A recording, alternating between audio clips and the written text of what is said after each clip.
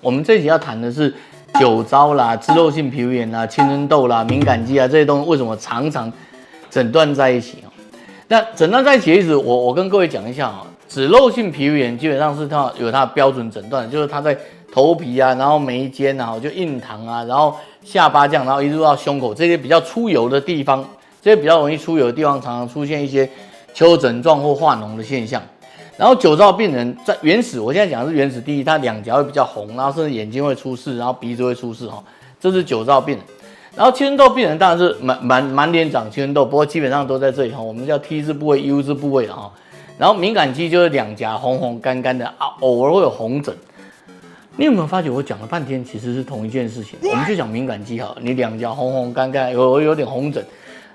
这个在肉眼上你跟酒糟能做很好的区分吗？所以你当然会发现，你去找 A 医师跟你说酒糟 ，B 医师跟你说青春痘 ，C 医师跟你说哦你是青春痘擦了太多酸的敏感肌 ，D 医师跟你说哦你眉间会发炎，然后鼻子会发炎，你是脂漏性皮肤炎。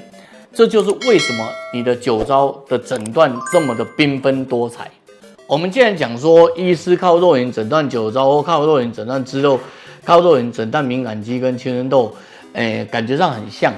所以我们在专注于酒糟大概快20年了，我们做肌肤监测快20年，然后我们专注于酒糟也快20年了，发现说这些东西其实很有趣，他们的显微照相里头其实样子都很像哦。比如说你看，他们要不然就是表皮的结构出现异常了哈，要不然就是在急性期，不管是它的鼻侧哈，就是脂漏性皮肤炎的鼻侧，还是敏感肌在化脓的时候，还是酒糟的皮肤发炎的时候，它都出现一模一样的那个组织液的现象哦。要不然就是你看到它的两颊哈的干燥的地方，就是出现非常干的情况哈，超干的情况这样。要不然你就看到它的那个青春痘啊、毛孔堵塞啊，要不都堵成这个样子。你甚至还看过那个角质酸，哇，堵了一大颗这样哦。那如果你用五视灯去看它，你有时候会发现这个我找一张出来就好，因为再找下去我可能有将近3个小时讲不完，你知道，就是有白的、有红的、有黄的，我们前天还看到绿的，你知道。所以在这个情况下，酒糟的诊断对我们来说，我相信这一集我希望给你一个很简单的答案，不管你被诊断为酒糟、被诊断为脂漏性皮肤炎、敏感肌还是青春痘，对我来说它就是皮肤屏蔽的伤害。然后皮肤屏蔽的伤害，我们唯一要做的事情很简单。把这种红橙黄绿蓝靛紫回到正常肤色，或者不管它是这个样子，你会发现我的左边用的都是同一张图，因为不管它这个样子，还是这个样子，还是这个样子，反正你随便哪一张都可以，你只要回到正常的状态，你的酒糟、脂漏、敏感性肌肤的状态，你就基本上可以临床的症状痊愈。医疗上有一个行为叫大道至简我们做肌肤监测这么多年，我们才发觉很有趣。不管它叫脂漏性皮肤炎，它叫酒糟，它叫敏感肌只要你把它恢复到正常的状态，健康只有一种，你懂吗？什么叫健康的人？就是能走、能跑、能跳的人。可是呢，不能走的人，他可能是中风，他可能是车祸，他可能是营养不良可是 anyway， 只要能走、能跑、能跳，